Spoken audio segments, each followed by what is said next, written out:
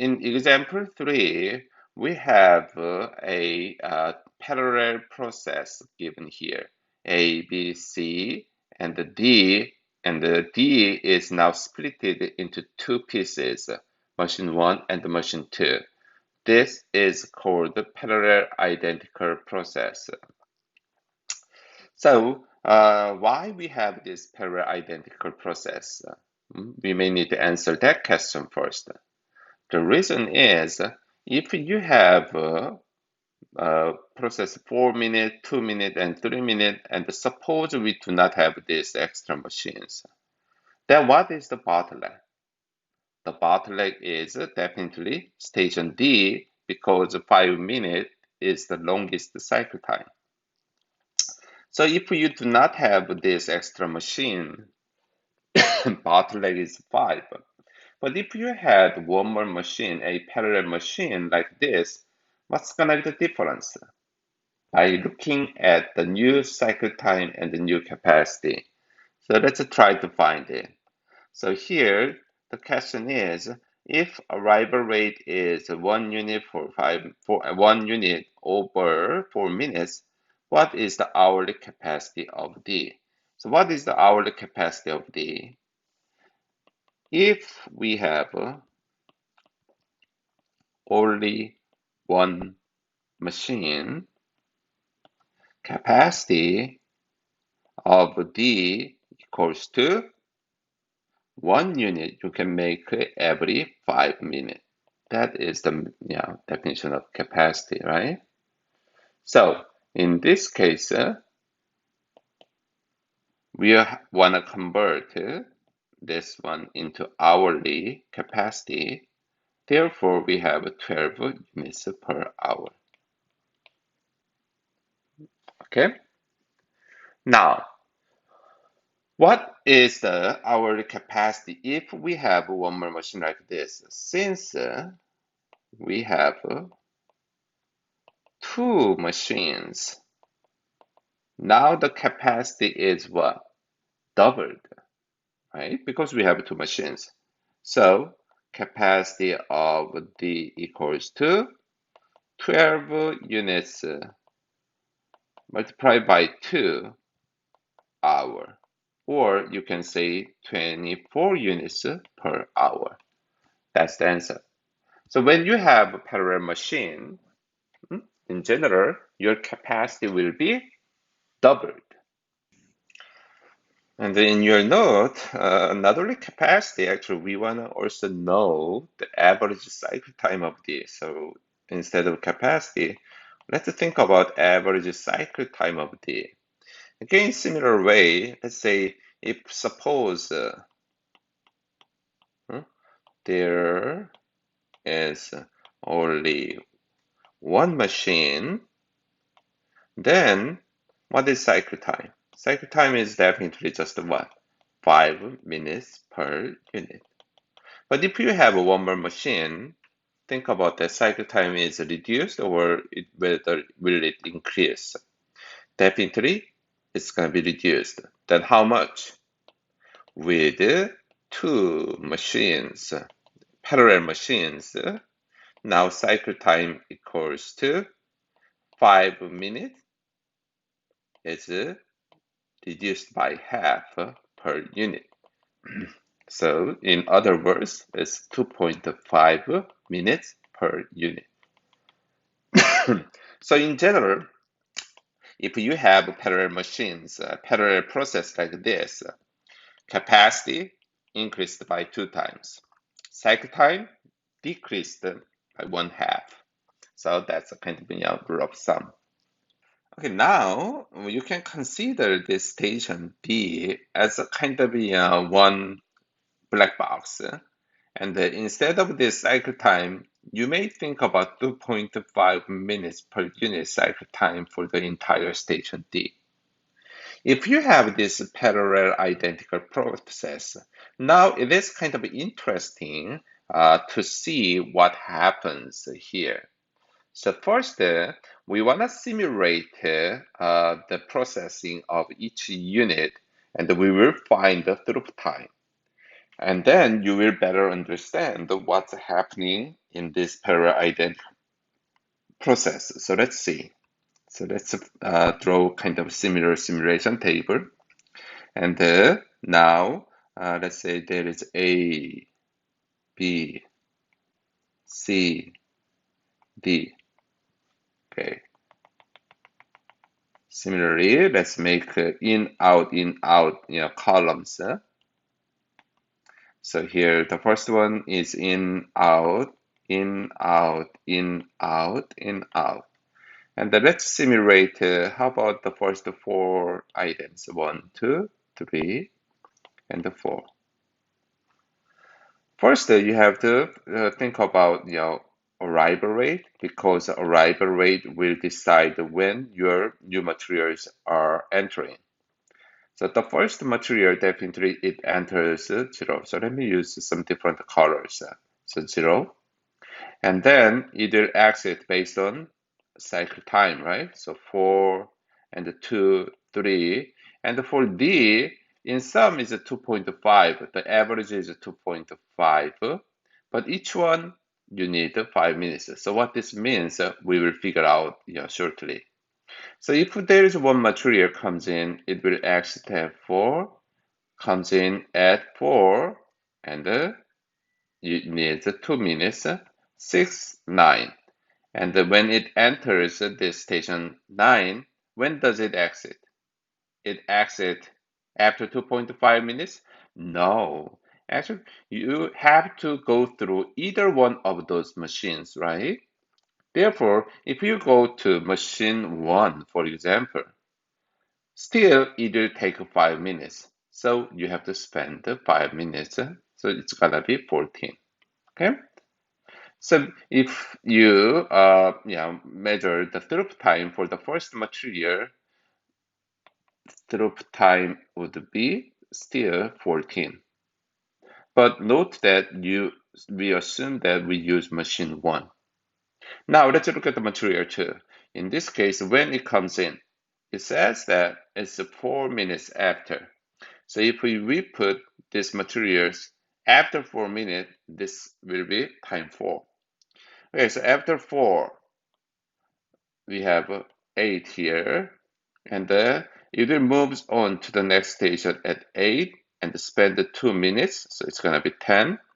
Machine is available after 5 minutes, so you can transfer at 10 and 13. And now we have some problems, right? Why? Because the machine is working until 14. Therefore, if you have only one machine, can you put 13 here? When you have only one machine, like in the previous topic, we cannot, because there is overlap. However, now what we can do, we have another machine. So when machine 1 is busy, now we can just send the second material to machine 2, because machine 2 is idle. So therefore, it can start at 13. Now we use machine 2, and when job is finished, after, not 2.5, after 5 minutes, so 18. And what's the throughput time? In this case, 18 subtracted by 4, therefore still 14 is the throughput time. So now, can you vaguely at least understand what happens? Actually, you can use machine 1 and machine 2 turn by turn if there is a parallel identical process, right? How about material 3, the third material? Again, after 4 minutes, we can feed the third material. So it's going to be 8. Then 12, 12, 14, we have no problem, and 14, 17. Again, if you have only one machine, you cannot put 17 because the machine is working until 18. However, if you look at machine 1 is available. When is it available? It's available at time 14. Therefore, you can start your third material using machine 1 or machine 2? Machine 1. So using machine 1, now you can start your job at 13, and when you can finish it? After 5 minutes, so 22. So again, throughput time is still 14 minutes. Let's finish it, the last one. So based on arrival rate every 4 minutes, so it's a 12 and the 16, 16, 18, 18, 21. Again, machine 1 is not available until time 22.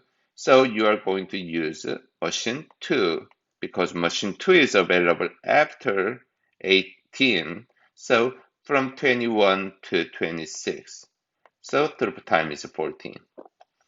Okay, so we have this answers. Throughput time given as 14. So it's a 14 minutes. But before we move on, just keep in mind, if we have only one machine, then as I mentioned, there could be some overlap, and you cannot just use this input rate. I mean, if there is only one machine without parallel identical process, what you can say this arrival rate 1 unit per 4 minutes, or this means 12 units per hour, 15 units per hour. It's too fast if you have one machine. But actually in this simulation, it runs smoothly. The reason is since we have two machines. Okay, to explain the whole process better, we will talk about cycle time of a process. Okay, what is the cycle time of process? If you recall what we have learned in the previous topic, this is a cycle time of what? Bottleneck. Remember bottleneck. So what is the bottleneck in this process? It is the key. If you look at each cycle time, 4, 2, 3, and 5, what is the bottleneck? It looks like this bottleneck, right? However, is it true? No. Why? Now we have this parallel identical process, and we have to look at this on average. So 2.5 minutes per unit is now new cycle time for this station D, right? Similarly, if you look at capacity, so 15, 30, and 20 is given, and in this case, instead of 12, what we have? 24 units per hour, that is the capacity of station D. So if you compare all those capacity or cycle time, what is bottleneck? 4, 2, 3, not 5, but 2.5. What's the longest one? Now D is not bottleneck anymore. Which one is bottleneck? Actually, 4 becomes a new bottleneck because 4 minutes is the longest among 4, 2, 3, and 2.5. So we have to say this is a cycle time of not B, but it must be new bottleneck A. So new cycle time is 4 minutes per unit. It is a very important lesson you have to take. Why we have this parallel identical process? Now you can see that the reasoning behind this is because D was so slow, the company decided to purchase one more machine.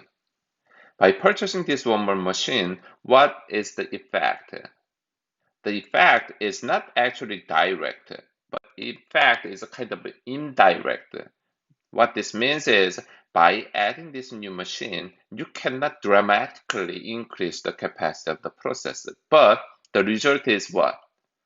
Changing bottleneck. So you change bottleneck from this 5 minutes per unit cycle time to 4 minutes per unit. So not very dramatic increase in capacity or dramatic decrease in cycle time, but at least the cycle time has been reduced from 5 minutes to 4 minutes.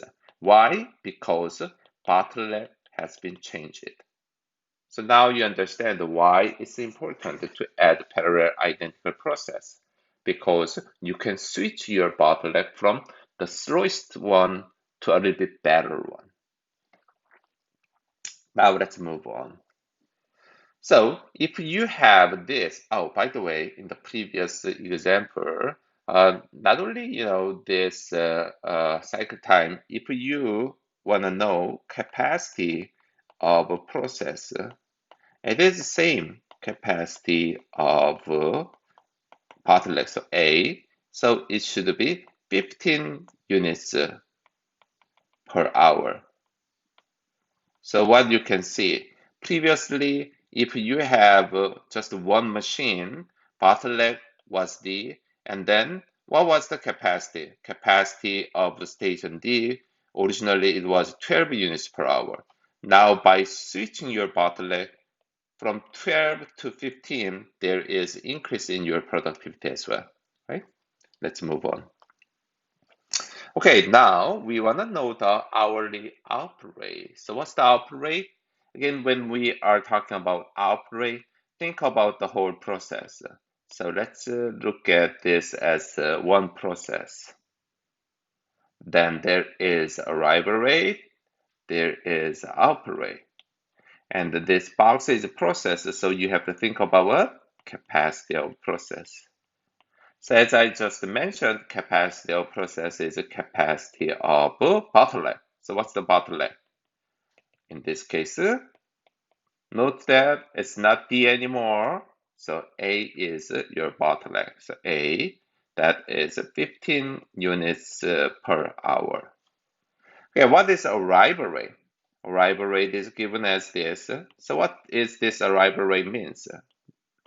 1 unit over 4 minutes, but this is 16 minutes over 1 hour. Therefore, you will get this arrival rate of 15 units per hour. So arrival rate is actually 15 units per hour. Now, previously I mentioned that there are some reasoning behind this new arrival rate. Why people set this arrival rate as 15? Because if you have this 15 units, that is matched with your capacity. So you can fully utilize your capacity of the process when you set up this arrival rate. So as a manager, when you consider your arrival rate, you have to look at the capacity of the entire process. By matching this arrival rate with the capacity, you can fully utilize your process, and as a result, what would be the output rate? Output rate is the same, so units per hour. Okay, so it's gonna be 15, 15, and 15. Example 3, the last question is average station utilization. Again, utilization is the portion of time when machine is busy, right? So how to get it? There are two ways. If you are thinking about cycle time, you can think about cycle time of a station over cycle time of a process. Or if you think about capacity, it's a kind of reversed. So capacity of a process is on top, and the denominator is capacity of a station. So we will just use the first definition because you will get the same result. So let's just think about utilization for A. What is cycle time of a process? Cycle time of a process is a cycle time of new bottleneck. So what's the bottleneck? A. So it's a 4 minutes over unit, right? So utilization, let me write down here. Utilization for A, uh, cycle time of a station is 4 minutes per unit. And 4 minutes per unit is again for the cycle time of process. Therefore, it is 100%. Utilization for B, in this case, cycle time is only 2, so only half of the time machine is busy. And it is divided by cycle time of process, so 4 minutes per unit. Therefore, you have 50% of utilization. For station C, utilization is 3 minutes per unit over 4 minutes per unit. Therefore, it is 75%. The last one, D, note that the entire station's cycle time is now reduced to 2.5 minutes per unit on average. So therefore, 2.5 minutes per unit over still 4 minutes per unit is cycle time of process. Therefore, utilization is 62.5%. The answer for this question, average, is 4 over 1 over 4 multiplied by these four numbers, right? So what is that? 100% for A, 50% for B, 75% for C, 62.5% for D, equals to 71.88%. So as a summary, we can see the effects of parallel identical process using these three bullet points statements. First, the parallel identical process is often implemented to solve the problem of bottleneck. Yes, so by adding this parallel identical process in the previous example, we switched the bottleneck from D to A, something like that. It usually decreases the cycle time. Yes, if we use, for example, parallel identical one more machine, cycle time will be reduced by half. Usually increase the capacity. We increase this by 2 times. However, it does not necessarily decrease the throughput time because throughput time was still 14 minutes, although we use two machines turn by turn alternatively. So we finished topic 3. See you again in topic 4.